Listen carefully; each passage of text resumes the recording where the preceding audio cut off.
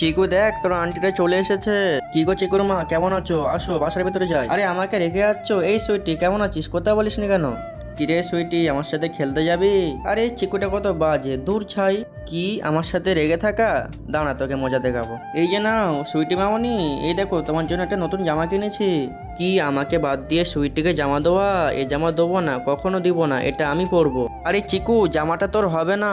আরে এটা আমাদের গায়ে দেওয়ার জন্য, আমাদের। না না, এটা আমি দেবো না, এটা ঝাড় গায়ে দরকার হোক না কেন, এটা আমিই পরবো। কি ব্যাপার, চিকুটা আবার এরকম পাগলামো শুরু করলো কেন? আমাদের ঘরে নতুন জামা? আরে এটা তো সুইটির জামা। ও, তখন মা এই জন্য বলছিল যে এটা আমাদের জামা, আমাদের জামা। এখন কি করব? ঠিক আছে, কোনো ব্যাপার না, এখন আমি সুইটির জামা পরবো। এই দেখো আমাকে কেমন লাগছে। আরে চিকুটি করেছিস কি? আরে বাপরে, তোকে তো দারুণ লাগছে। হ্যাঁ মা, এটা আমাদের জামা, এটা আমি সুইটিকে দেবো না। ওয়াও চিকু,